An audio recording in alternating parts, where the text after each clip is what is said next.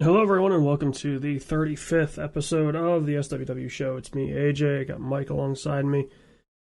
Yeah. Normally we have stuff going on to talk, kind of shoot the shit in the intro, but I don't know. It's let's see. I'm trying to think of anything. Did you have the massive storms, or is that yeah. just like a more Western Midwest thing? No, yeah, we got them. Got them pretty bad, so that's why we didn't have a stream. 'Cause I lost power for 2 days. I lost it from like Tuesday like 7 till like Thursday like noonish.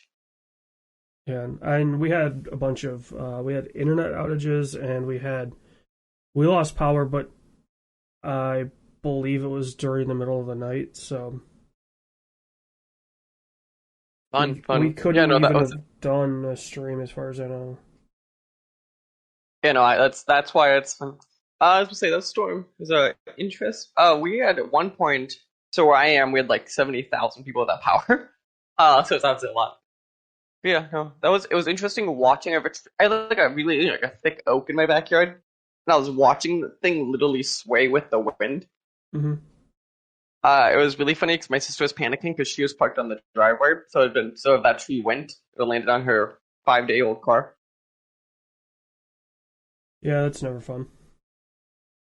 I was like, thank God I'm in the garage, which is now locked because we have no power.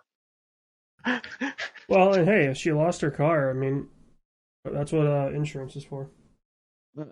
She just paid for that car with insurance because that's how she lost the last Well, guess what? Insurance is getting another call. But no, that's what would make it extra funny is because literally that's what just happened was an accident and insurance paid for a new car. But yeah, I don't think there's anything else really going on kind of in our lives, the world. It's been a calm. I don't know. It's August. It's a lazy Sunday as we're recording this. That's true. I gotta mow the lawn today. I have to return a keg. But otherwise, like I'm gonna chill. We'll get into a bit. I'm playing some Mass Effect 2. But yeah, actually, I guess we'll start there. Wait, hold up. So yeah. You have to mow your lawn? You don't pay some kid to do it?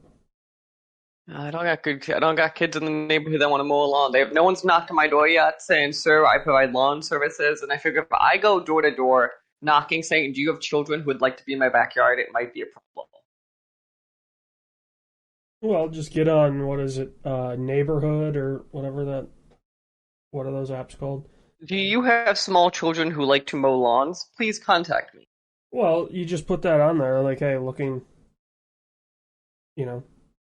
does anybody, well, first you would have to know, like, are there middle school aged kids in the neighborhood?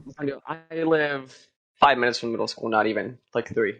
Yeah, so that's the first step, is knowing that they're there. Because the last thing you want to do is put on neighborhood looking for small children.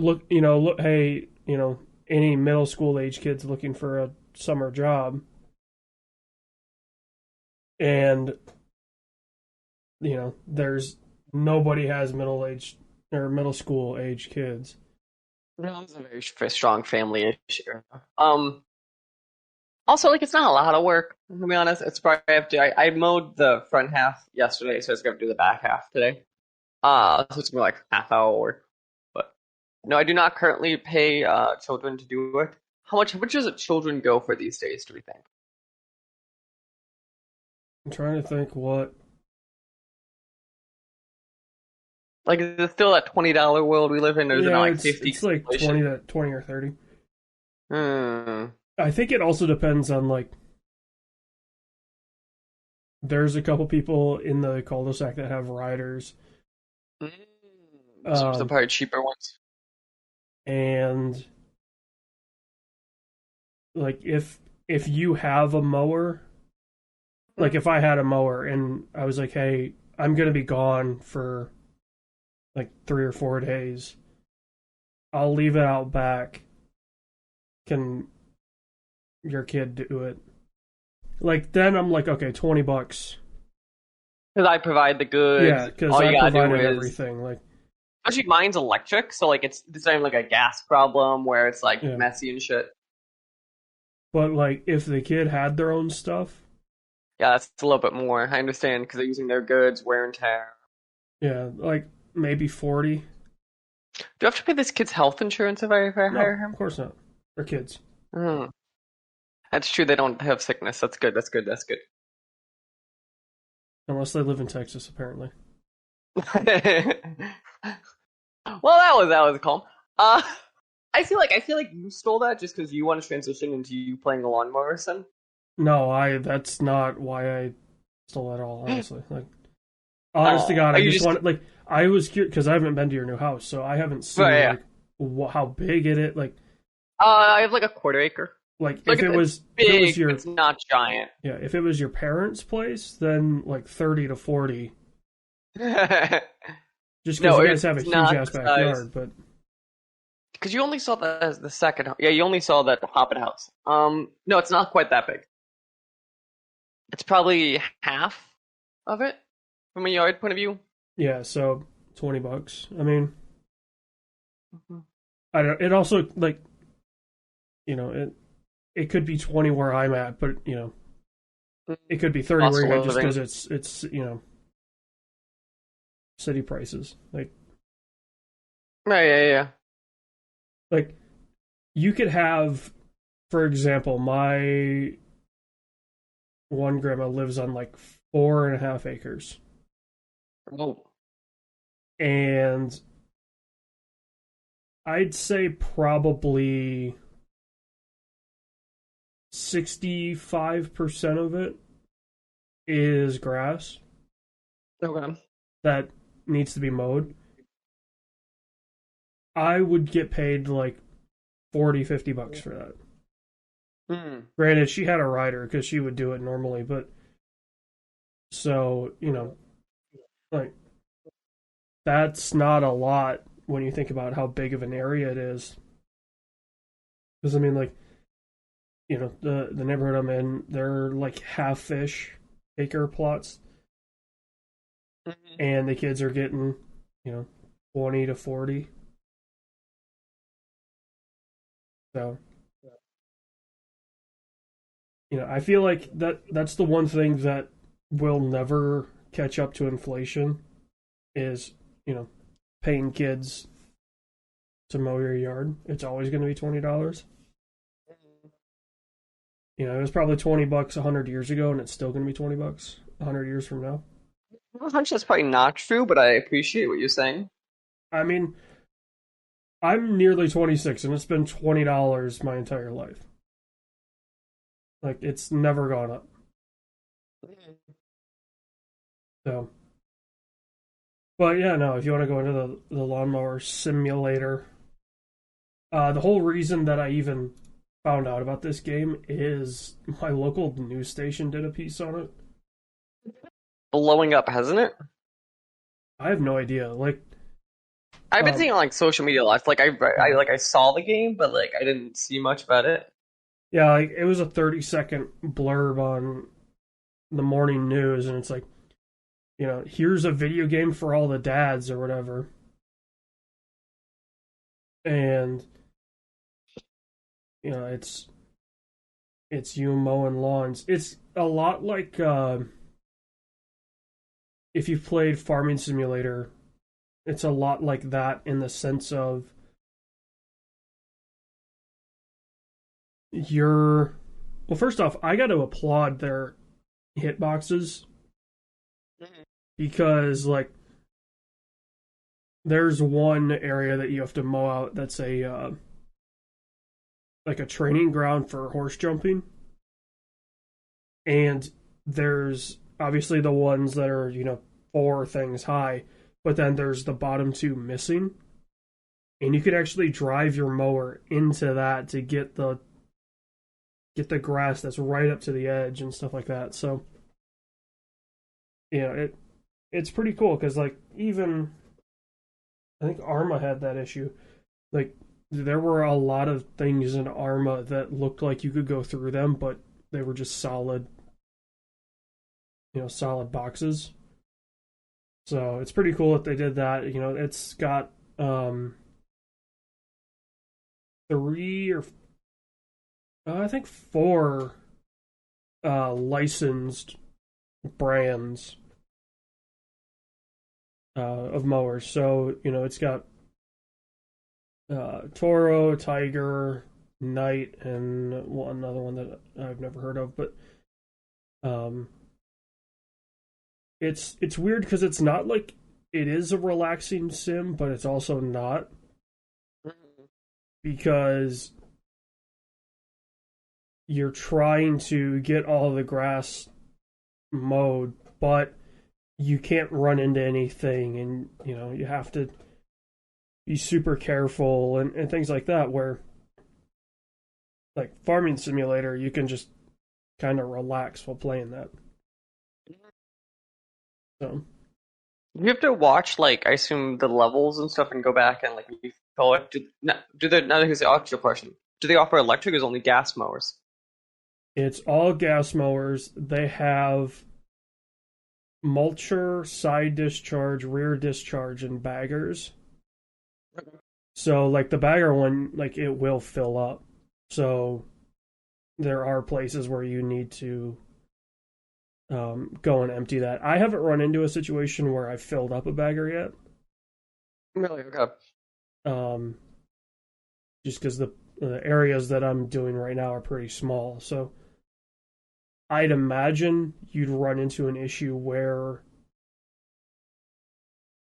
like the only thing you have is a bagger and it's a huge area and you'd have to empty it.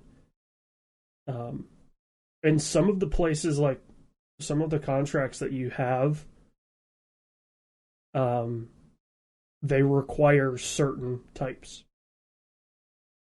So, like, you could have contracts that require a mulcher or require a bagger or, well, those would be the only two. The other discharge ones or whatever. But so, you have to think about, especially early on, like planning out, okay, I've got a bagger, and so I can do everything right now, but am I going to circle around to a point where I need a mulcher because they want it to go, whatever.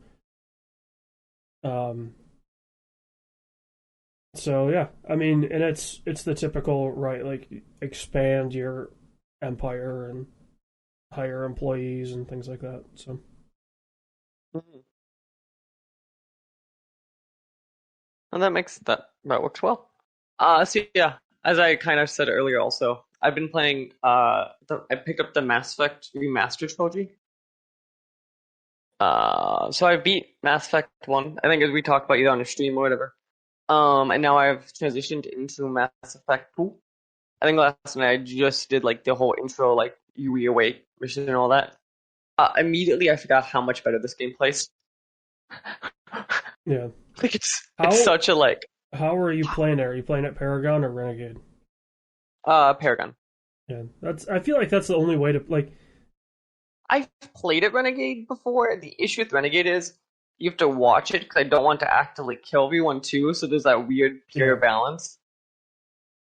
Well, and it's like Because okay, obviously stuff like the decision in one, like Rex or whatever, like it's very much like yeah. there are moments that like that is truly the Renegade option, but like it's super hard to do because the story ramifications are massive. Well, also like you got to play the balance of like. I feel like in one, the decisions you had to make to save characters, like there was a clearly better character. Are you talking about the like Caden versus Ashley moment? Well, because like that, or don't you have to? Is it Rex in one? There's the moment in one when you're before actually right before Caden Ashley moment Yeah, where you have to basically decide with Rex, are you going to either kill him, make him leave, or basically calm him down? yeah. And like So in you two of definitely those want moments, he walks out Rex because alive. yeah, you Right. definitely want Rex because he's just a tank. And like But the Cade it's and Ashley funny one's because like easy. when you look at like what they both offer. Oh, sure. I just never used the soldiers, so like I'm not emotionally Yeah, connected to either of them. Is my problem. yeah, Like my but my issue with the Kid Nashi decision is solely because like I'm like, yeah, but like I don't use either of you yeah, ever. I think I saved Ashley, I think, and I used her like in the beginning of two, and that was it. Like Yeah, because once I started to get some of the old crew back together, like Ashley never made it onto my team. right, because like especially like Liara, Talia, and I want to come Gareth, yeah, Gareth, like all like become so good. Garrus, you mean? Like it's yeah, Gareth, and like they become so good. Like it's not even like oh well, and then obviously in two you have so many characters to choose from that are you have like the Shadow Broker DLC, like all of those things that like make so much better characters. Well, I was gonna say the DLC that they added to two, like you have such an easy time playing three if you use the DLC characters. Oh yeah, Because like Jack is Jack is an OP character. is Jack part of the DLC? I know I knew Shadow Broker. I don't remember Jack. I couldn't remember who the second one. I think Jack was DLC. I thought it was the not Jack. I thought it was the other prisoner. There's a Uh, guy who was like some ex warmonger or something. I thought it was him. Hold on, I've got Origin open because I was downloading some stuff. Let me check. I know ME2. Shadow Broker is for sure one. Like that one, I'm positive. Extra content. Expansions. DLC bundle. Um Two has a couple pieces. I thought. I know three has a Kasumi, ton. Stolen Memory, Overlord, Lair of the Shadow Broker, and Arrival. It's a lot. So Um yeah, that's kind of what I was gonna say. What's partially fun with this is I don't remember everything about these games. So like that's kind of like the oh yeah this happened. Like I could roughly tell you story points, but I can't tell you piece by piece. Like I completely forgot two is about them building like how like I forgot like the like I said two I'm like oh no it's building the team it's you're working for Martin Sheen but like I forgot like the big kind of points. yeah. Um I don't think I've Like a Zane or some shit's his name. Liara is part of the Shadow Broker DLC. But she's not the Shadow Broker, I thought. Yeah, she is, Or is isn't she? she? Or is she? Or is she? Is I she the thought there was Shadow Broker another. in three? Yeah, I thought in two it was someone else. I could make that up. I thought I remembered. I thought it was something else. Zaid? Zaid is who I'm thinking of. I thought Zaid's a Zaid trash was good, character. He sucks. but I thought he was the DLC piece, I don't know. not Jack. He's part of Cerberus Net or something. Hold on. Kasumi. Kasumi is definitely a new squad member because it says new squad member, weapon research and achievement. I thought she was the Shadow Broker. Kasumi? Yeah, No, she's like it's like a picture in my head. It's like she's like wears black. She. yeah, she's like Tali. Hmm. I think she's like that alien race that they can't take off their helmets or whatever. Um, but yeah. Anyway, Mass Effect trilogy obviously is as good as ever. The thing I don't like, which is the actual complaint I have, is they kept the. I don't know if you had these views. There's certain bugs in Mass Effect ones, like in certain fights, if you use like against Saren, if you use I think if you use one of the powers or whatever, it just breaks the game. So Oh, those are things they. that was the one. The final fight in one was the one time I used Yep, Ashley because like apparently she's OP in that.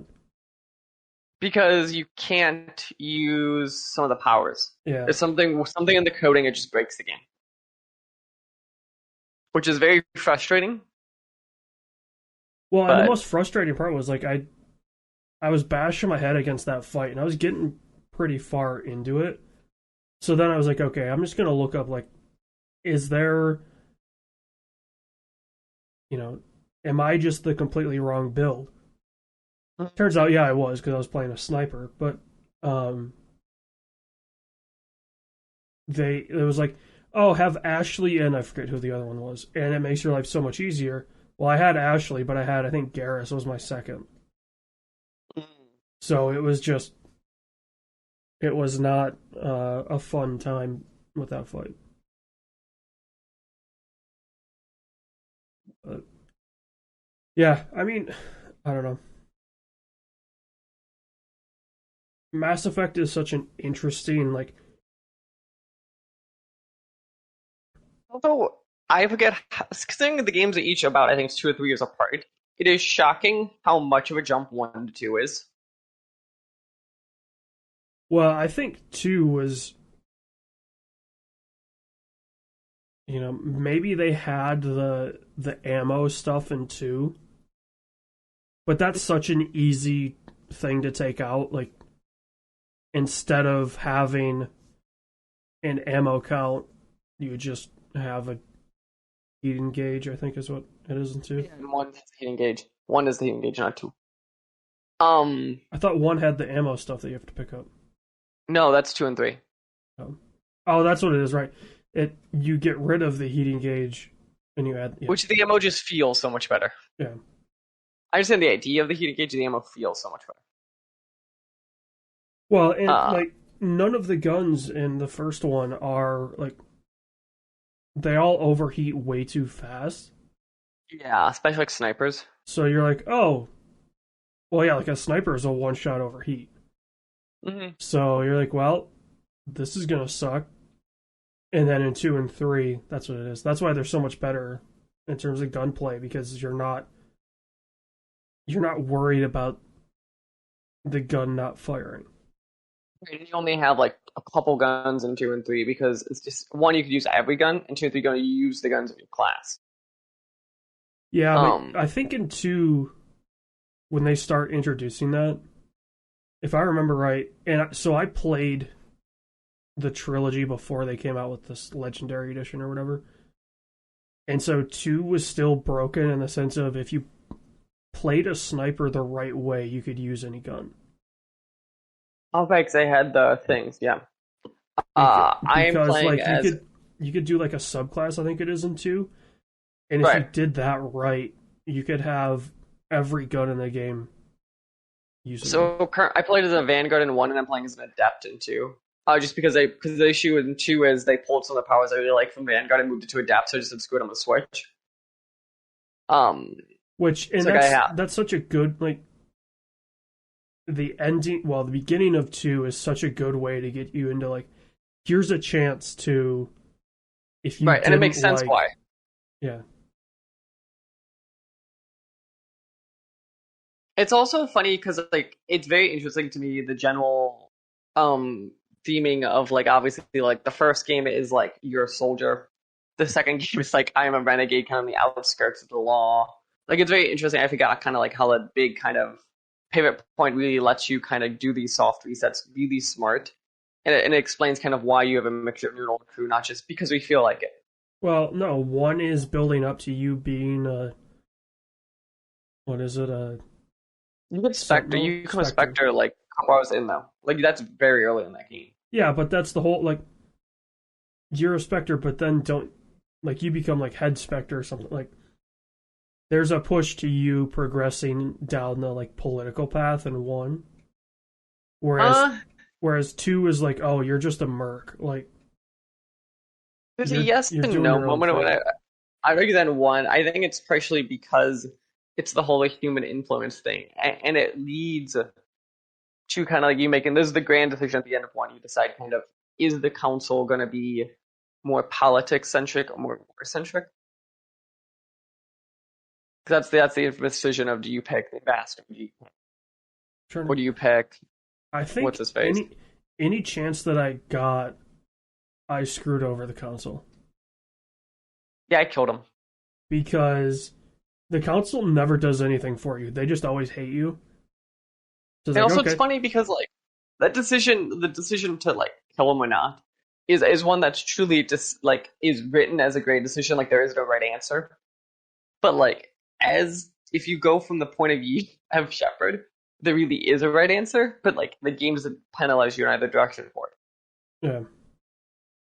Well, and Which just I find remember, interesting because, like, to me, that is the correct answer is to not save them. yeah, just remember playing through too that you need to make sure you save everyone at the end. Oh, yeah. So that the infamous, like, obvious thing. I had the Well, issue it's where not only the infamous decision of like making sure you save everyone, but it just makes the third one so much easier. the only example that I lost last time I played two, and it'll be interesting because I'm gonna not look it up. I'm gonna try to see if I can figure it out on tonight. I lost Legion at the end of two last time because he does the thing where he like peeks his head out the door. Trying to remember how I It think has to do you with have to points. lose somebody. It's no, there's a trophy for getting everyone. There's something specific with him and Talia. You have to like have certain emotional stats or whatever, and he won't do that because they'll be helping her. Yeah. I thought in two like There's there was one no character two. that There was is a definitely gonna eat it. no. There is a trophy for everyone, so it is possible. It's just that one. He's the one. So most of them are obvious. Like you just upgrade the hull, you save that. Like it's certain obvious ones, easy ones. His is just not as easy. But then three, they were able to kind of retcon it and deal with it if he's lost without repercussions. Like where if you lose like other ones, it's a big deal. Well, and Legion's easy because he's an AI, so they could put him in Right. anything. Exactly. Whereas like if you lose, Grunt. yeah. Well, Or how if do you? you What's the? You get Grunt, but what's Rex doing? he's just out there. You meet Right. him, but he's just out there. Yeah, he's just Doesn't like matter. He exists. yeah. He can make So your life easier in some missions, I think. yeah. But he's never like that. Yeah. But yeah, okay. Kind of jumping. The only other thing on this list is it says you've been playing RE7 8. Yeah, there's a bundle on Steam for RE7, the season pass. Hold on, let me pull up the exact bundle because it's a very good deal. It is. Oh, is it under 8? Page. Yeah. It's called the Resident Evil Village and Resident Evil 7 Complete Bundle. So it's got RE7, the season pass, RE Reverse, which is the multiplayer thing, Village, and the Village Trauma Pack, which is one of their DLC things. Um, it includes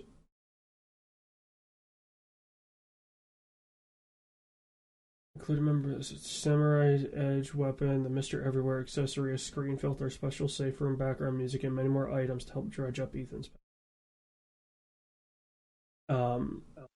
It's $80, Okay. So but both games are $80? it's both. So RE7 is 30. The season pass is still 30, so that's 60 there alone.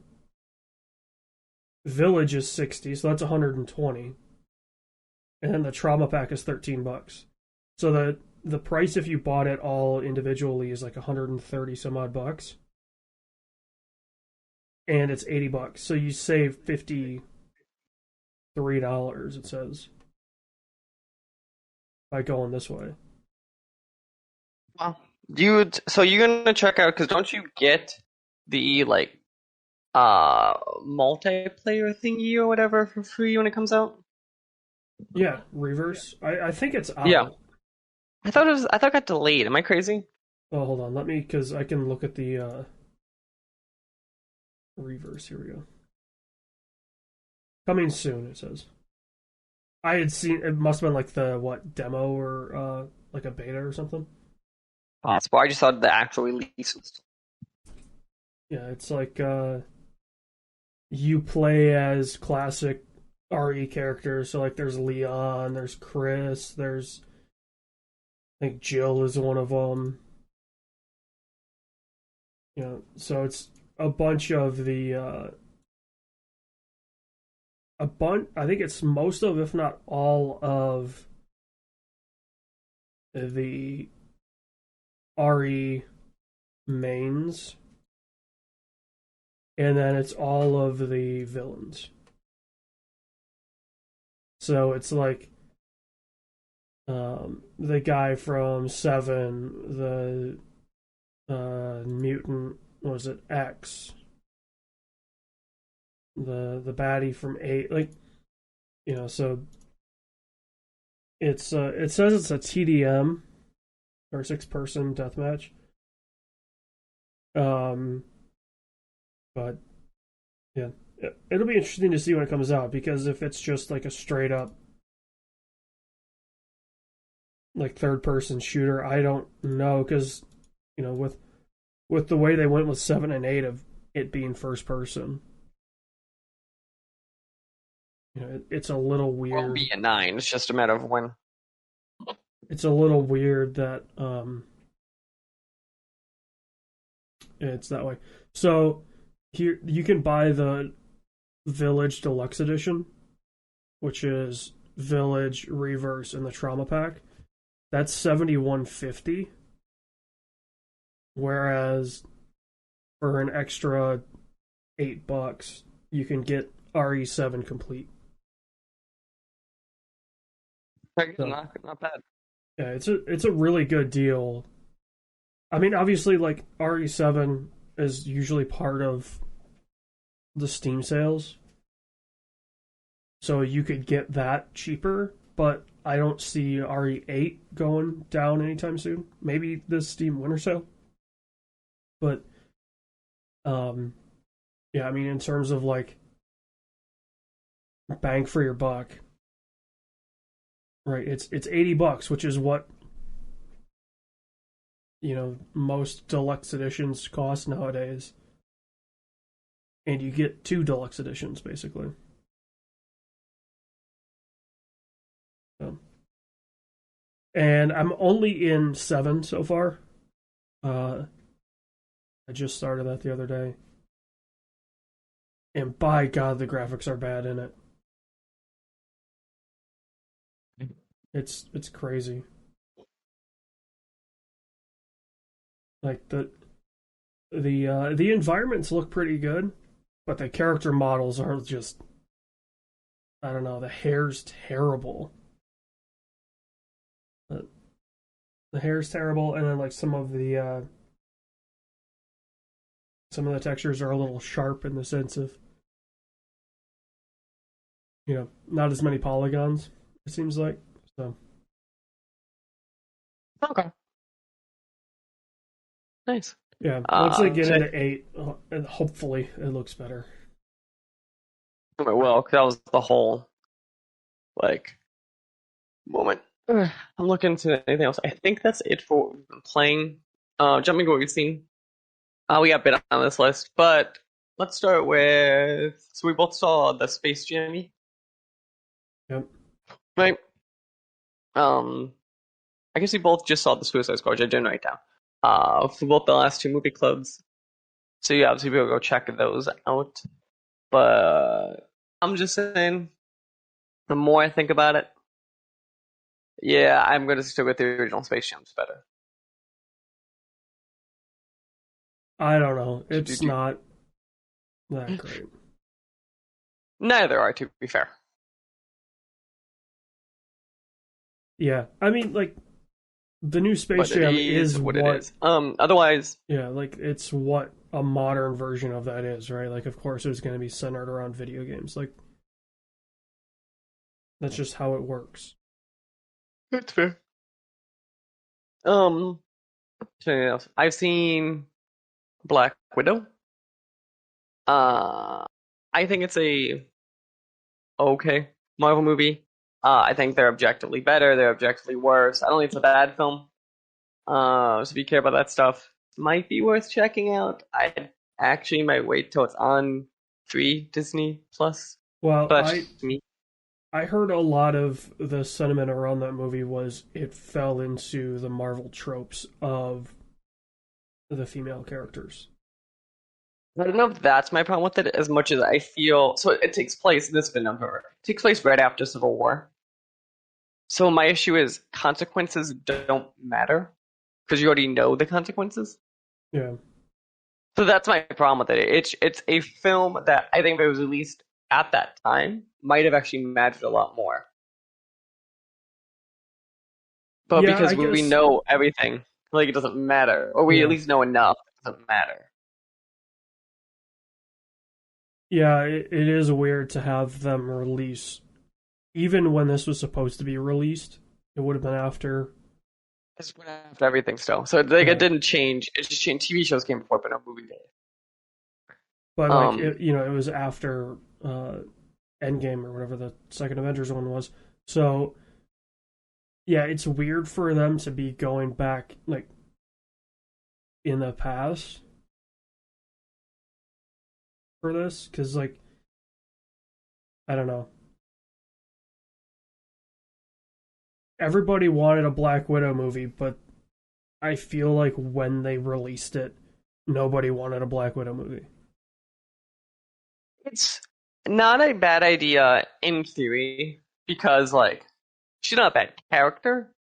Part of the issue with this film is inherently because it's Black Widow, there will be no superpowers. It's not like a oh well, Iron Man has superpowers. Yeah, but he has like cool technology. Like there's stuff kind of to make up for it. Black Widow, like it's like spy film, but like Captain America does spy films better. Like it's it's almost feels like she needed someone else with her. Even if it wasn't a female, it's fine, but like it needs someone else that make it feel more like it matters or the scopes were bigger. So it is like a world-ending story, but it at no point feels like it should be. Yeah. I don't know. Every time that I think about that movie existing, I'm like, okay, they only greenlit that so they can get, the Anne Hathaway shot from Dark Knight Rises when she mounts the bat bike. The Like, most infamous shot. yeah, they just wanted that with their version of that character. Hmm. Like obviously Catwoman and Black Widow aren't the same character, but But in a lot of ways, I in think terms they're of very similar. in terms of their costuming, they're very much the same character. Yeah, that's fair. But yeah, I would say wait I think 4 more months, or whatever. But that's Well, me. I guess the ultimate question was that movie worth ruining any chance you had at being back in the MCU What do you mean? with Scarlett suing Disney? She was done anyway, so it doesn't matter. I know, but like her getting back in any, I guess, was Black Like, the, Widow worth her ruining her chance at doing anything with Disney? but I go back to what would she do with them? Like that's my Well, point. anything, right? Not just MCU, but like anything. I guess that's fair. Also, Disney shouldn't have breached contract, but Well, also, what were seems you gonna seems do? like, Just sit on this thing until it had no or you appeal? have to renegotiate. That's what they did with Wonder Woman because didn't Gal Gadot have like a thing clause in her contract so it controls. So this way they renegotiated so that way it didn't matter. Yeah. Well, also HBO was smart about that and just did everyone's all at once. But sure, but the point was though what they Disney should have done is renegotiate. Yeah. And Also, then I what they feel could like do then, they could put public pressure on her if she wouldn't, and be like, well, we can't release this until she renegotiates. I feel like the Disney Plus situation's a little different because they were charging for them. But it didn't count from a legal standpoint because box office has a legal definition. Right. But like with the HBO stuff, like they weren't charging, so you couldn't point and be like, you couldn't point at a No point. definite number. You could still point at saying it's lowering counts because, You of course, could, it would. you could, but with them And charging for it, you can have like a definitive, hey, we lost out on this much at the bare yes and minimum. no. So you could, at the end of the day, just say it's a breach of contract, and most contracts probably have a breach of contract clause of what it's worth. Yes, I mean Like a that'd lot be of the most. a lot of entertainment contracts are different than you think because movie contracts get weird. Um, like I know there's some studios, I don't know if they still do it, where they had clauses where they could just breach the contract whenever they wanted. Really? Yeah. Basically, the studio could be like, "Oh, we don't want you anymore, so we're gonna breach the contract, and then you're done." I assumed like I know some game contracts, right? In broad terms, they usually have some sort of a good game contract that you should actually sign. Have a clause in there that says if we breach this, and you're allowed for X, right? Um, which is what I assumed film contracts are a lot more. There are some game contracts that fuck you also. But as we've been seeing on social media recently, don't sign those fucking contracts. But which side note, did you see this thing circling on social media where indie dev basically published like a contract they refused to sign because it had insane shit like so as most people probably know, tangent. The idea of publishing in a lot of ways is studios will give you money, right, towards the front half where it's certain milestones so you could finish up your game. In this contract, it stated that at any point the publisher could pull the developer off it, hire anyone they want for an unlimited time period, and the developer has to pay them back for the new money. Oh, okay. Which was the most insane clause in a contract I've ever seen in my life. I mean, I've But heard yeah, of stuff like that for like VFX work, so but like it's not. as a developer, I'm not that's saying insane. it's definitely insane, but I'm not saying it's out of the ordinary. Sure, no one should sign that. Well, You have there's some unlimited times where liability. like a lot of the VFX houses that have to do those contracts are because like Weta and ILM, like the big names can charge big bucks. And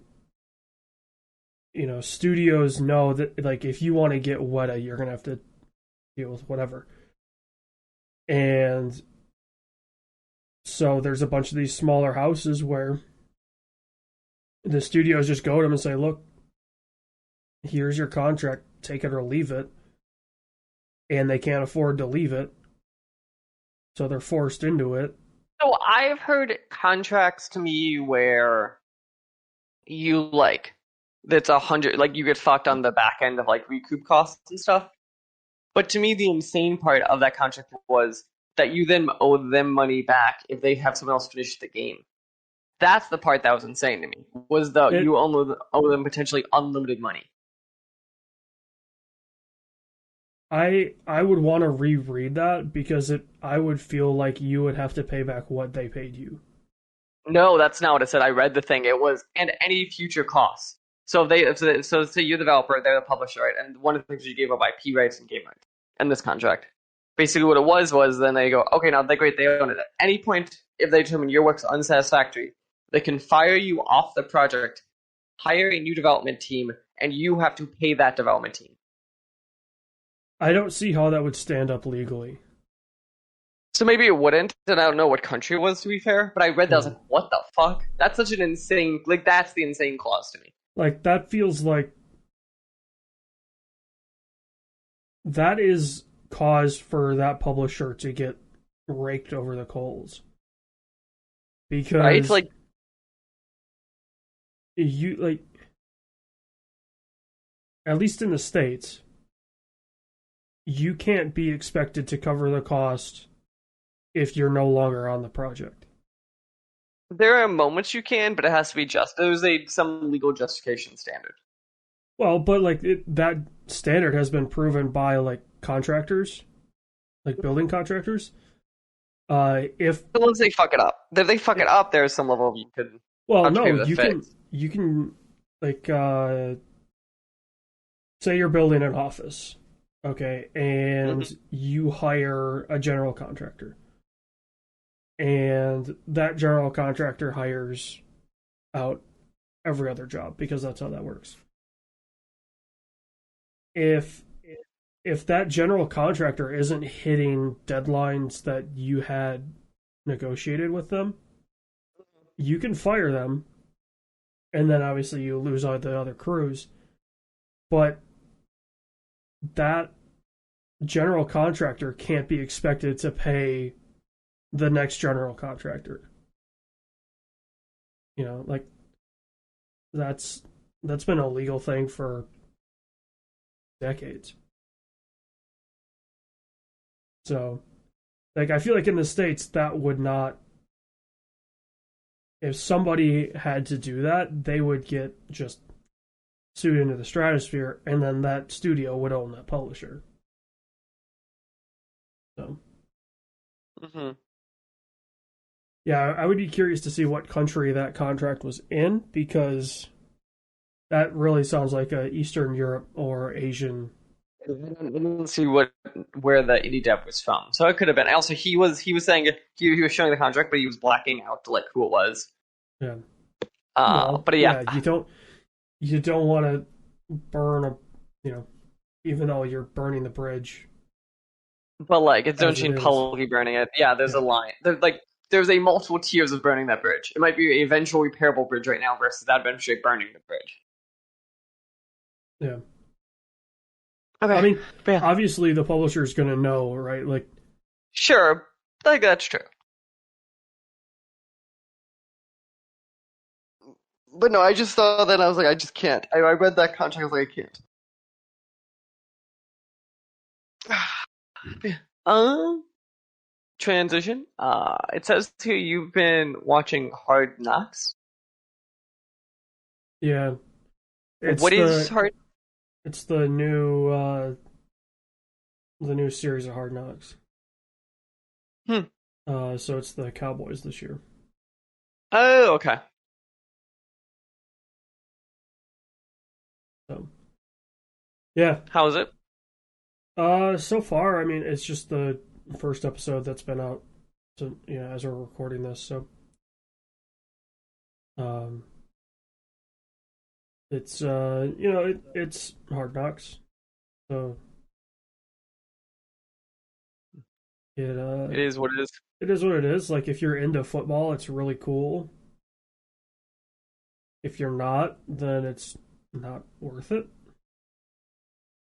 I think like if you're not really into football, the best parts of Hard Knocks make it onto Twitter. Okay. So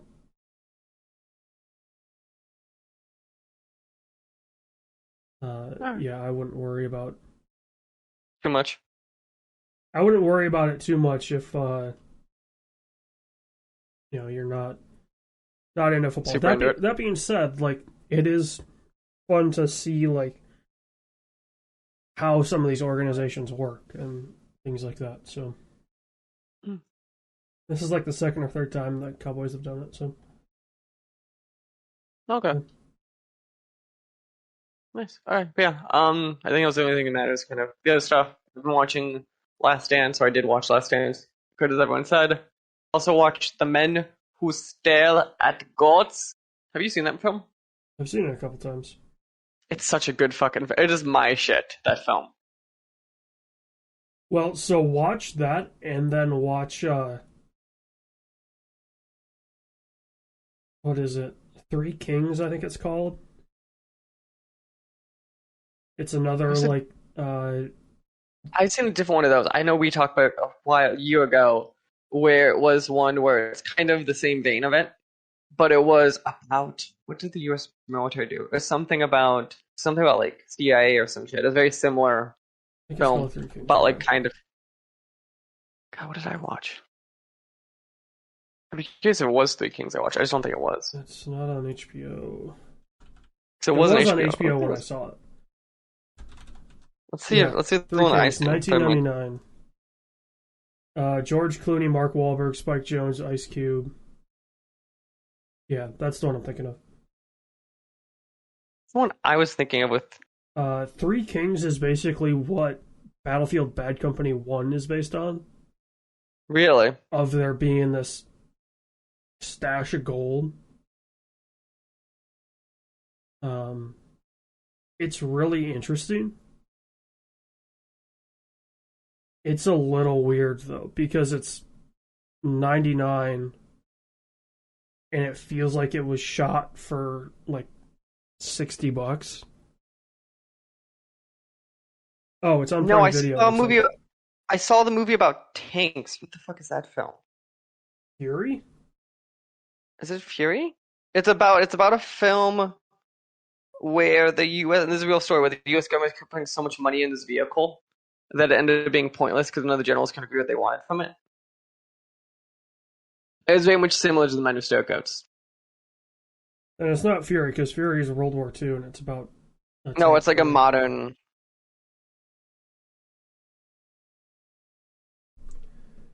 So I could find it. It's a very specific. The Pentagon Wars.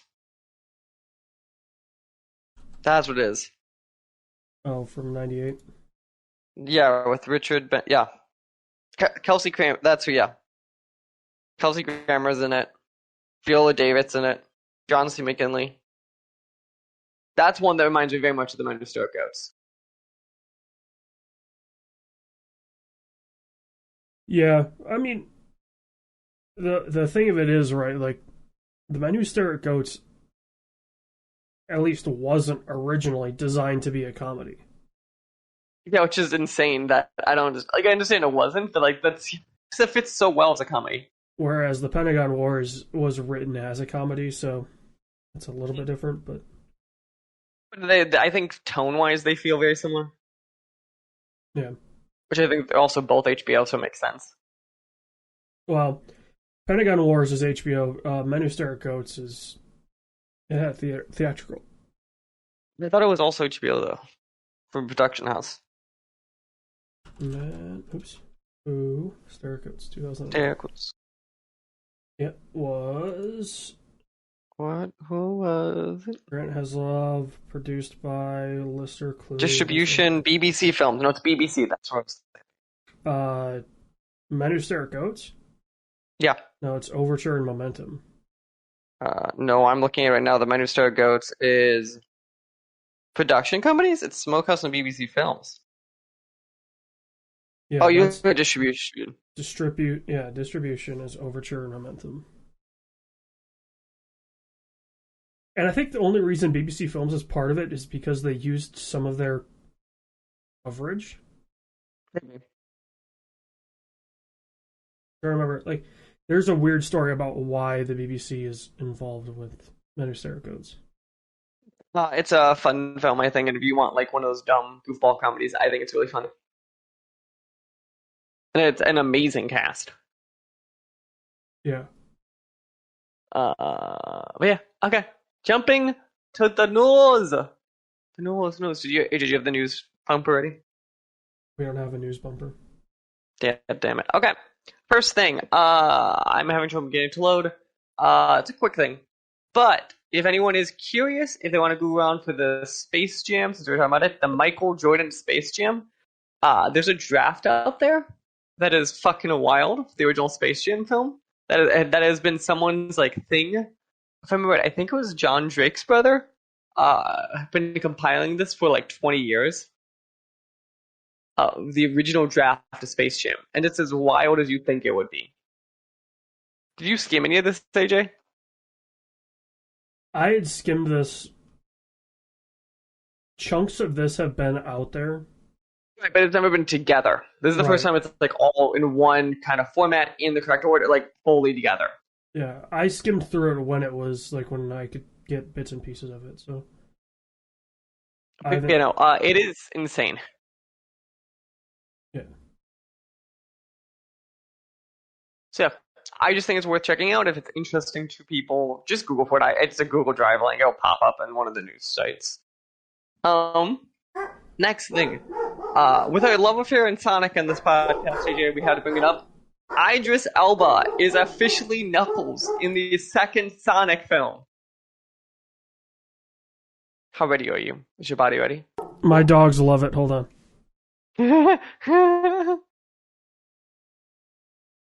Yeah, so people who didn't know, this was released solely because he tweeted something out. That just said, it was like him just with a knuckle or whatever. It was fucking great. As we were waiting for AJ to return. Yeah, I mean, the whole thing about this is like, I don't know. Idris seems to be on like a tear of not caring. Mm-hmm. So he's pulling the Tyrese Gibson, just making that money. Like, I would expect who I wanted for Knuckles. It just was not who I expected. Yeah, So, I'm yeah, not okay. looking forward to it. I can tell you that much. First one wasn't bad. We both enjoyed the first one. It was for what it was. It was good. It was maybe the second best video game movie of all time. Just saying. What would you put as the first? I'd probably argue. So there's gonna. I think the top three, if we're being objective, is goes Detective Pikachu, Sonic, and then the Mortal Kombat that we watched. I mean, the Tomb Raider movie wasn't terrible. Sure. I might put that ahead of Sonic. And I also enjoyed the MK movie, I think, more than you did. So, But I agree. I think it's still one of the best video game movies. I think there are other ones that are just so atrocious. I haven't seen Detective Pikachu, so I can't rank that one. I But remember not loving it. I thought the plot was too simple, but it still was fine. Like it's one of the things like the world. It's every kid's dream of the world they wanted to see. Slash, it's Ryan Reynolds as Pikachu yeah, playing a PG Ryan Reynolds, which is usually just fun to begin with. Which one? I want to go check out Free Guy at some point. I don't. That thing looks trash. It has amazing reviews, which is surprising. I don't know. It And just looks. I watch the trailers and I just die. It looks bad. It looks like my shit.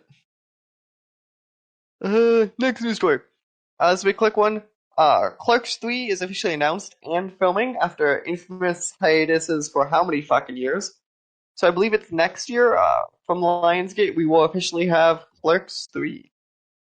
Well, there's also a reason why Clerks 3 wasn't getting announced Sure. fairly recently. So, But like now it's official, it's filming, it's happening. yeah. Yeah, now that it's out from underneath the Weinstein stuff. And they got the entire cast to agree. Yeah. Which is one of the other things was one of the, I think it was Brian agreeing to doing it. Okay. Next news story. Jeopardy news. We have two hosts for Jeopardy now. First there's a spin-off Jeopardy from Mayim Balek, the female in Big Bang. Who's also like, she's got a legit PhD in something. Also, I apparently, don't know, like she's super smart. she's also apparently a huge anti-vaxxer. So That's funny. yeah. And then the other funny part, so then that's a spin-off show, and then the main one is going to be Mike Richards, who did guest hosting, which is funny because he was the executive producer, also in charge of searching for a host. So there's no comment on that one there. Well, I think the only people that actually really wanted to do it, from what I've heard, were Jennings, and they had one other that was interested in doing it, but like, No one really wanted Ken Jennings to do it. I'm going to be honest with you. He's fine to show up, yeah, but like he's not. It's because it's such a commitment time-wise too. well, it isn't though. Like, as the host, like, it was part of the reason why people were thinking that Aaron Rodgers could actually do it. He's like 2 or 3 months a year. Yeah, because you film, and I'm sure they could change the schedule around his Football, yeah. football schedule, so like they could film 4 months or something, 3 to 4 months. What part of the things is whoever took that job probably knew they were under so much pressure. Yeah. Like objectively, they were under so much. Well, the thing that cracks me up about this whole search was, the internet wanted LeVar Burton so bad. I was gonna say, the correct answer was LeVar Burton. LeVar Burton then hosts it, and it's the worst ratings it had done. That's when I also didn't realize that Mika Burton was like in the video game industry and his daughter. Yeah, she was with Rooster Teeth for a bit. but I didn't realize that was his daughter. Like I saw her Yeah. name float, but I just never processed it until she's like my dad. I was like, wait, what? I hate to say it, I think a lot of the reason that she has a lot of the doors open for her is because her dad is LeVar Burton. And like I know like he did stuff and like obviously Community like brought him back to popularity. Yeah. But like did people really know who he was? No, because everybody references Reading Rainbow as like why he should have done Jeopardy. Like did anyone watch that? But the people that would have watched Reading Rainbow weren't the ones calling for LeVar Burton. Right. Those Community fans. Yeah. It was Community fans that then realized that he had done this other stuff and went back and watched Reading Rainbow, not people that watched it when it was actually airing. So, yeah, I don't,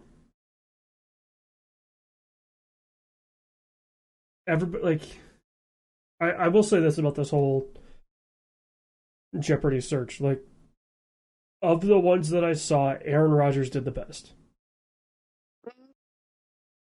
And I think it would be really interesting to have somebody like that take over because they are so accomplished in something already versus the executive producer and somebody they got famous on another TV show. Like the problem with Jeopardy is you don't want the host to be bigger than the show. Especially when they're first starting. Like, obviously, Alex started to get bigger than the show. It's a unique, like, But and then over time it could happen. Yeah, when he started, he was nothing in the States. He had done some stuff in Canada, but he was a nobody in American TV. And then he developed into what he was. Whereas all the people that they were trying out were already there. So I just feel like it would have been rough. Except for Rogers, because Rogers doesn't do TV, so he was literally starting from, that's why I liked him. He was going to start from where Truex started. Mm-hmm. So. It's funny because he was the executive. Like, it's just, yeah. Okay. Some trailer stuff we have. I don't know how many people have seen them. I have 4 trailers I think are worth mentioning. The viewers should go check out. It includes the Ghostbusters Afterlife trailer, the Jackass Forever trailer. We officially have the full trailer for Dune, and we have the trailer for Julia, which is the documentary about Julia Childs. Did you watch any of these? Do any of these trailers stand out to you? I watched the Jackass Forever and the Dune trailer. Okay. We're doing a movie club on Jackass Forever, right? Sure. I mean, I forget when it releases. This year, I think later. Yeah, we might have some other movies that would take. But it might take precedent. Okay. Over Jackass, but I'm genuinely thinking that when I go see Jackass Forever, it's gonna be not a dry eye in the theater because this is the last Jackass movie. Oh, yeah. Do you think it ends with someone dying? I watch it ends with someone dying. I mean, so far, I haven't heard of anybody from that crew dying. They hide it until no. That would be the most Jackass shit. Is like they don't tell anyone until at the end, like at the last scene. I mean, the thing of it is, they've interviewed because it's back in such a big way. They've had the whole cast out doing press stuff. So you can see recent interviews with Dave England or Steve-O or Knoxville, all of the main guys.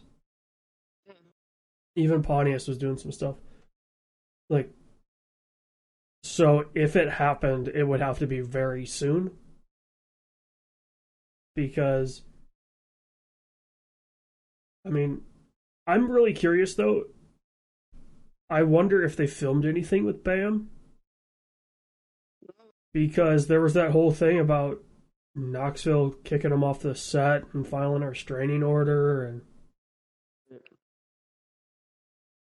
so it's definitely going to be interesting to see that movie play out. As for Dune, that thing looks awesome. That's fucking Dune. Can't wait to watch it. I'm really concerned it's gonna get delayed though. I didn't put it down, but like Venom just got delayed. I swear to God. Okay, AJ. No, fuck that. So Venom just got delayed, right? If we fucking get to Thanksgiving and there is no fucking James Bond in my movie theater, there will be hell to pay. Isn't it supposed to come out in October? No, I think it's Thanksgiving. I thought it was Bond and then Dune. I'm pretty positive Bond is Thanksgiving. Let's look. IMDb. Is it Die Another Day? Yeah. No, it's release. No, that's the 2002 film. It's. Let's see. October. No Time to Die is the 8th. The 15th is Venom. The 22nd is Dune. It's delayed Venom then to November. That's what they just did. Yeah. Also, No Time to Die. That the same day that Dune comes out is Jackass Forever. But yeah, okay, let me phrase it. Okay, I'm probably just October then. If it's October and there is no fucking James Bond in my movie theater, I mean, there's no reason for them to delay it. It's done. But like Venom, they just delayed out of that slot. Well, they probably delayed Venom because they saw that No Time to Die wasn't going to delay again. The rumbling is because theaters are concerned with pandemic stuff again. Well, I mean, and that's part of it too, right? Like, Venom needs all the money they can get. Yeah, Bond is Bond. Bond is Bond. It'll sell a gajillion tickets. Dune is Dune. Yeah, fucking, I'm excited for Dune. Which, speaking of, let me check if it's still on the coming soon in HBO. It's still on there. As an October 22nd premiere. Because, what was it, HBO and, was it AMC? Just signed a thing to make movies exclusive or something? I didn't see that. HBO, AMC. AMC and Warner Brothers have agreed to make movies exclusive to theaters for 45 days. Instead of becoming immediately available digitally, the news. Okay, it's 2022. That's going to take effect.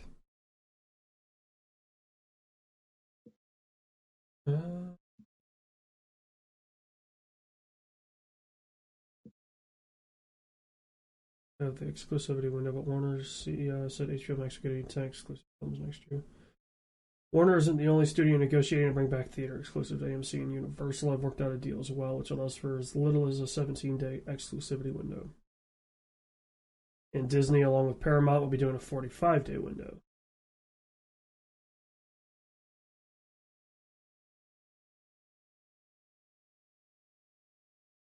And this appears to be a 45-day window for HBO. So, it's the end of the day and date, but also it's only 45 days.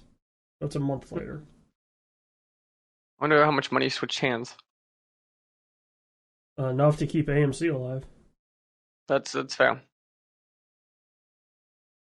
Because guess what? Diamond hands people, your stocks aren't going to keep that company alive. Give me a second. My Chrome's doing that thing again where it stops working, so I have to pull up on my phone the rest of the show notes. Oh, there's not much. We got video game stuff. We've got. Are you going to start? Take us on the first video game news as the Typhoon thing, which is Typhoon is the studio that was behind Journey to the Savage Planet, And I don't know. I just feel like everything involved with this studio feels off. So the thing that on this one that I wanted to point out was do you remember the new segment I invented a couple months ago called I think game journalists are gonna get everything everywhere? Um, did you see the whole like people upset because it was a studio made by white males? That's not the issue that I have. Good, because that was a dumb issue. That's why I'm glad it was not an It's issue. it's not no. It's the guy. Is it still the dude? What's the Reed Schneider? Yeah, it's Alex Hutchinson. Who he was the guy that was like uh trying to dunk on Giant Bomb on Was Twitter. that him? Yeah, and then Navarro came back and just buried the shit out of him. Did not realize that was him. Okay. Yeah, and he was the one that had like Google, like Right, yeah. his Twitter bio made it seem like he was working at Google, not at a Not a Stadia studio. game. Yeah, Right. yeah. So I think that's the issue that I have is the guy, at least one of the guys. I don't know about this Reed Schneider guy, who he helped establish WB Montreal. So he's got My some issue with it. some So street my cred my behind him. obvious concern on the studio is it's all Tencent funding, which is Tencent just tangling everywhere. Um, but I was just saying the thing that was annoying on Twitter was Schreier, and then was being like, "Well, you see, you started a studio with white people." Like it's like it felt like this like it was the usual like, why is there only white people? So like I'm like, why does that matter? Like it felt like they were Well, just like posturing for posturing's sake. it's an example of Schreier trying to ride any horse that will pull him further. Like, of course he's gonna jump on because the thing to dunk on now on Twitter is white guys in studios. Like, so of course Schreier's gonna dunk on a studio full of white guys. They may be super talented. Who knows? Like, But like, yeah, he's just not gonna be like, like, what was his line? I think the line was something along the lines of like, if your studio's just white people, you shouldn't take a studio photo. I'm like, that's such a dumb. yeah, like Schreier, you are what you are because of white guys running studios. Like he's the perfect example of he is biting the hand that feeds him. It's just nobody sees the hand. Also, I don't know if he's buying the feeds him. He's making dumb arguments. Like, no one has explained to me if you want to say they inherently excluded not white males from the studio, that might be a problem. Are you trying to say to me they happen to knew white males who then formed a studio? I don't see that as the same problem. I mean, this just feels like it's a bunch of friends, right? Like, Right, like if I knew, so imagine like so this is gonna shock everyone. We're in the industry. You know a bunch of people in the industry. So like oh, I have funding. I'm probably gonna pick people I know I've worked with more often, right? yeah, So if the discussion is there's a pipeline issue, which is probably the honest discussion you should be having. That's the discussion, right? So your question you should have is why do you only know those people? And it doesn't inherently mean they're sexist and whatever. It just might be like, oh, these people I worked with, which is the pipeline issue that the industry's been working on for 20 or 30 years, right? Like it takes time for that stuff to kind of really flow. yeah. Like It's it's yeah. just absurd. Like Well, and think about it this way, right? Like, video games are going through what Hollywood went through 65 years ago, just today. mhm. And because of the socio-political landscape, you can't just bury it like they used to in Hollywood. Like, so yeah, it's But no, very interesting to see kind of the retaliation, I guess, of like, I don't know. It just feels like there are a lot of people that well, at least the vocal minority out there that want a video game studio to be helmed by like a, you know, black or Middle Eastern or what, some non-white like like, you know, somebody that ticks all the boxes, literally all the boxes, except for, potentially talent boxes. Like, sad reality is the reason why there's a lot of white guys in video games is because, I think it's a national thing, right? Where like the status of the nation is that there are a lot of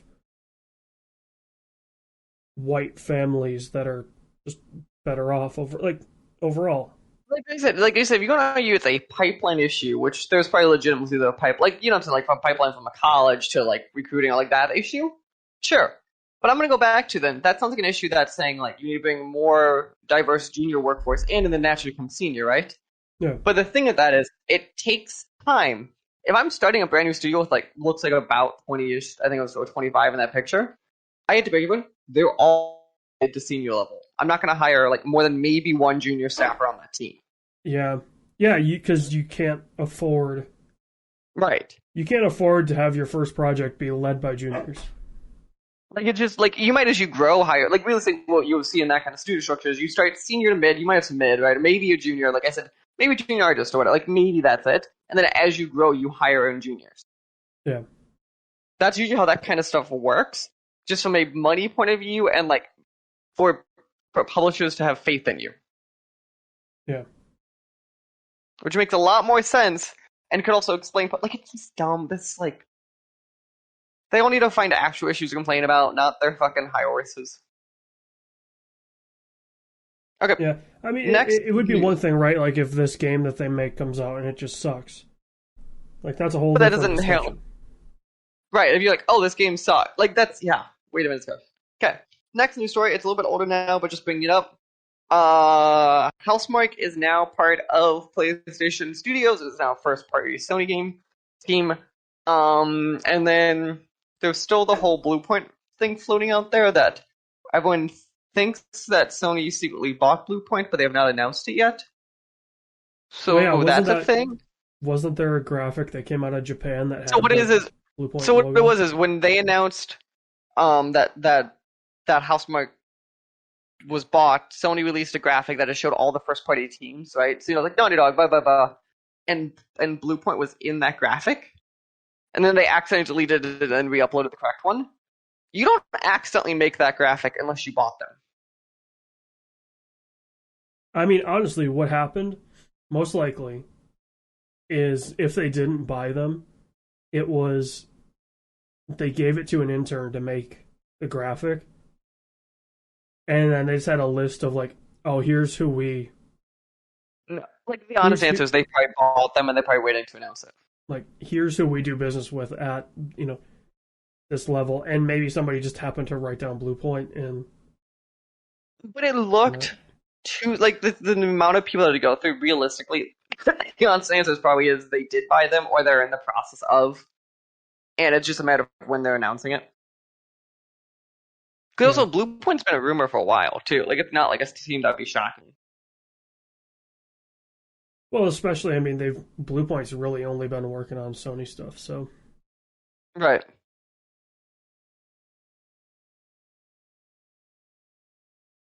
Yeah. Oh, excuse me. Okay. But yeah, next news story. I thought it was really cool. So there's a new service out there. You can just go buy vintage game magazines. I think it's by the Game History or whatever. I go to the Clockwork, you go find a bunch talking about it. It's just really cool if you're into old video game magazines. It's a cool little archival piece you could have. So yeah. Let's see. This guy opted for a single issue before committing to the monthly fee, paying $20 for a one-time delivery instead of $15 for a monthly service. I can cancel any time was a waste. But I felt very smart while ordering. I mean, you only get one. Well, sure, but it's mostly old magazines. I thought was the whole thing. As part to bring video game history back to life, the Video Game History Foundation is working toward collecting a complete collection of every video game magazine ever published. In the course of that endeavor, Selling the duplicates. the organization has ended up with a whole lot of duplicates. Rather than storing them all, they're popping the extras into Mylar, packaging them with a certificate of authenticity. So it looks like you only get one. You get one magazine a month for $15. And Also, give me a second. I'm gonna deal with dogs. I don't know. The idea behind it is interesting in the sense of the Video Game History Foundation doing, getting rid of their duplicates in a meaningful way. Because, otherwise their only other option was either keep them or get rid, keep them or like recycle them, I guess. And Right. If they can get a little on the side, why not?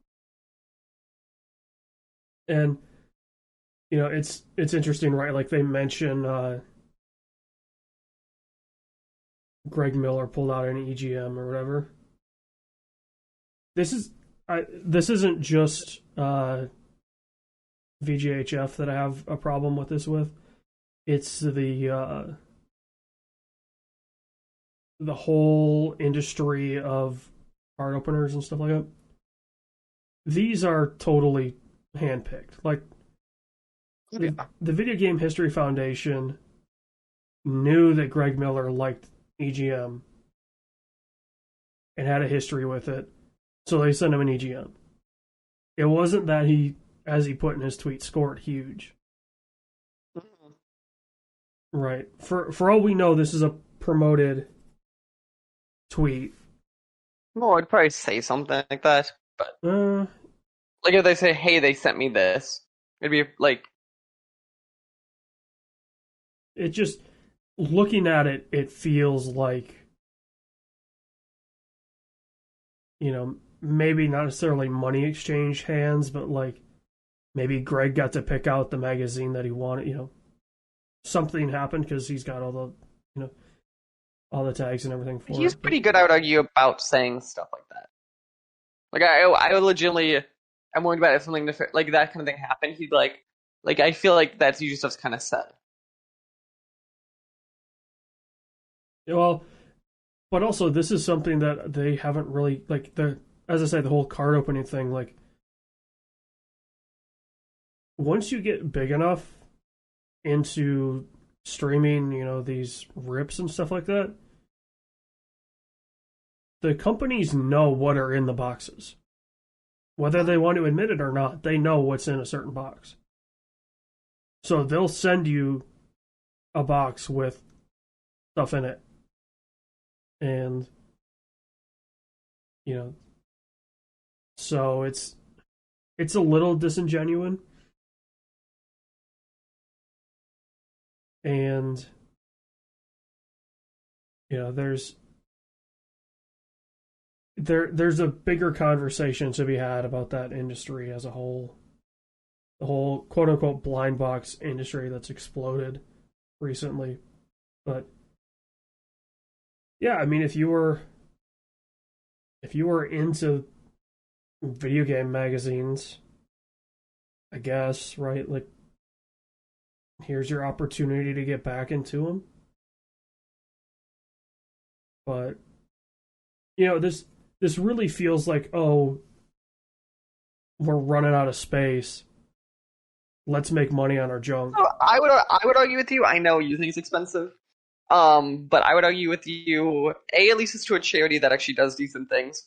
So I think this actually isn't a horrible fundraising mechanism.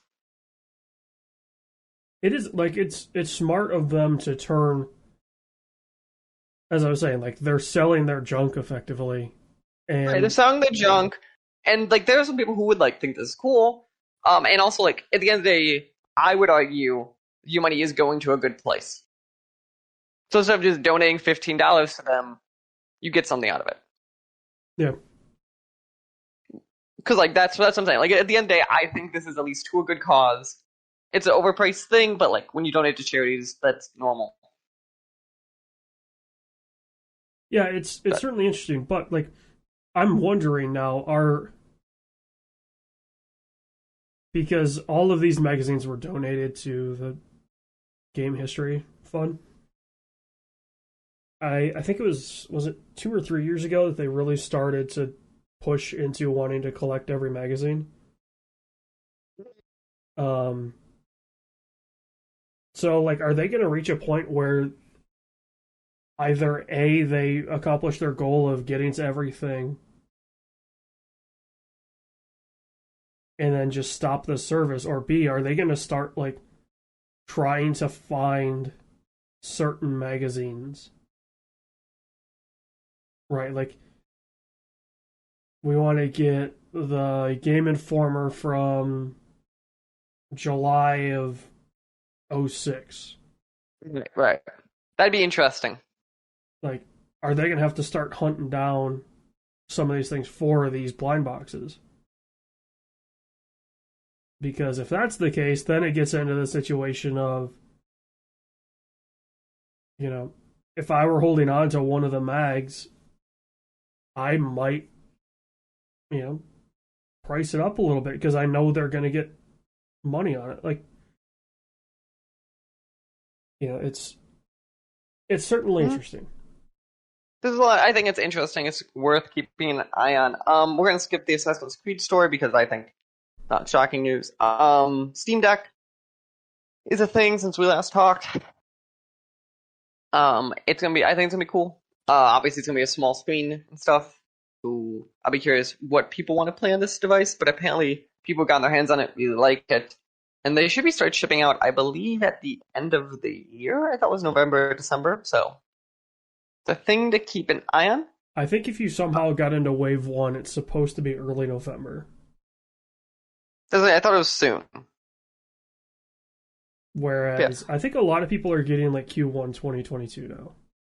yeah, because it's batched queues, which is the way I prefer to pre-order electronics is the batch queues versus you hold them an artificial time longer.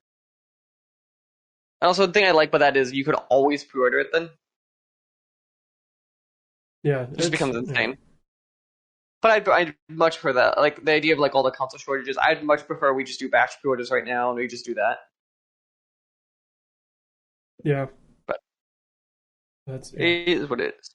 Okay, next news story. I just had to write this down, AJ. I apologize. Nickelodeon announced Nickelodeon All Star Brawl, Who which cares? is a fighting game. Come on, you gotta appreciate. You want to see the Danny Phantoms versus the SpongeBob's in Nope. a like. That's what Salty Bet's for.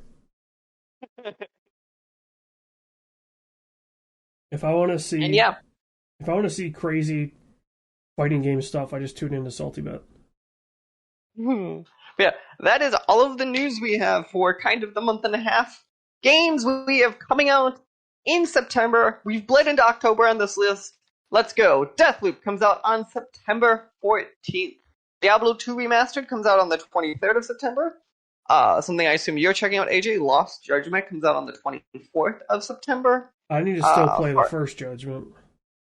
it felt like a you thing, so I wrote it down. Far It's the Cry 6 Yakuza comes out. guys. That's why. Yeah. Far Cry 6 comes out October 7th, and then Battlefield 2042 comes out on October 22nd. It is officially fall games have arrived.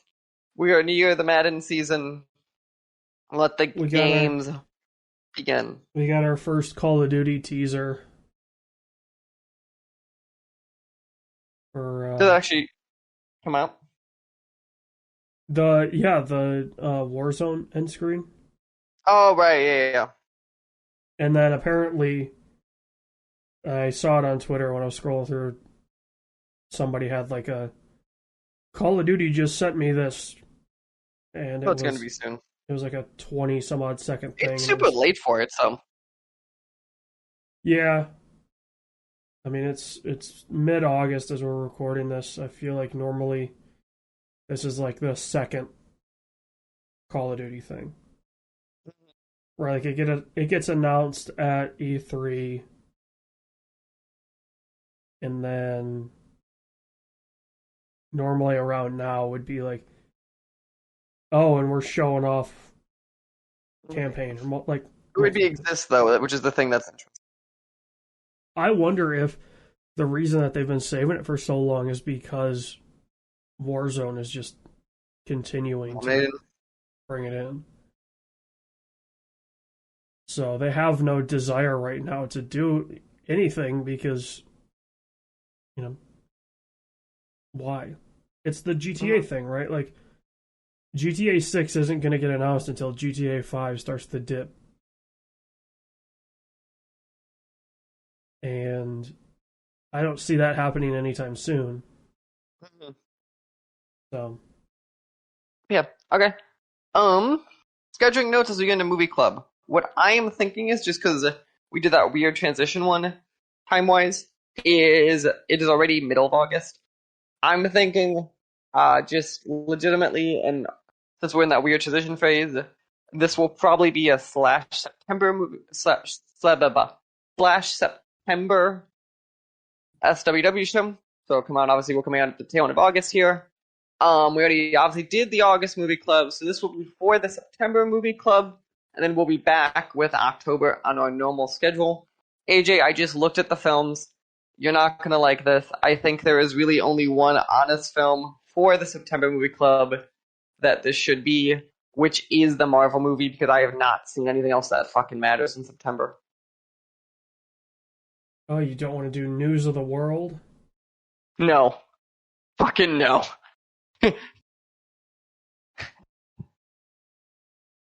Or Reminiscence?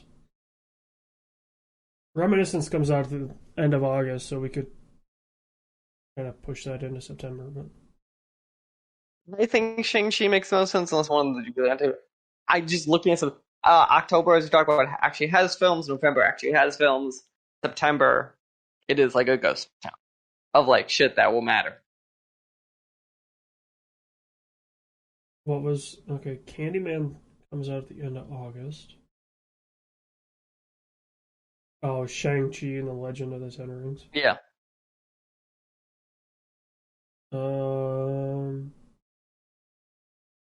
Yeah, because it's barren. Like the Yeah, Dear Evan it's Hansen barren. movie, like the Dear Evan Hansen Yeah. movie is the next one that like that's a Matters. That's the problem. It's like it is dead. There's a See ya. new Kristen Wiig movie. Yeah, we're not seeing Bar and Star go to the star where the fuck it is. No, Queen Pins. What are you talking about? Bar and the Star. That's the new Kristen Wiig film. No, it's Queen Pins. I was seeing the other one. Isn't Bar and Kara go to the Oh, star? sorry, Kristen Bell. My bad. Okay, that isn't like I'm pretty positive. Yeah, that's way different, bud. Not really. They've both kind of occupy the same space now. Sure. But yeah, okay. Oh, that movie's gonna suck. There's a movie called Karen. Its synopsis is: a racist woman takes it as a personal mission to displace the new black family that just moved into the neighborhood. They won't back down without a fight. Well, yeah, we are not. So yeah, Shang-Chi comes out September 3rd. So I wouldn't find the spot somewhere on Labor Day to go check it out. Ooh. Mogul Mowgli with Riz Ahmed. I don't know. That is all we have for the September SWW show. So yeah. Remember, we should be back with our weekly streams, assuming no more power outages or freak Midwest storms. You can find AJ at AJ_Lewis. You can find me at Mikey_Maroney. You can follow the show at the SWW Show. And remember, stay pretty out there, ladies and gentlemen. Neuter and spay your cats and dogs. And remember, always cover that willy. We'll be back. This episode is partially brought to you by the Humble Choice program. Did you know Humble Bundle has a great monthly subscription service that lets you get a ton of video games every single month? That's right, from plans range from $5 to $20 a month, you get a hold of a bunch of free games they have available to you. And you could use our code down in the description below to go and sign up. It would help our podcast and help you see what great games are available for you this month. This podcast was a production of the SWW Show. To learn more, go to theswwshow.com. Remember, you can follow the show on Twitter at the SWW Show. You can follow me at Mikey_Maroney. You can follow AJ at LowSeatBoy. Remember, new episodes premiere on Friday, 9 a.m. Central Time on anchor.fm/SWW and podcast services around the globe.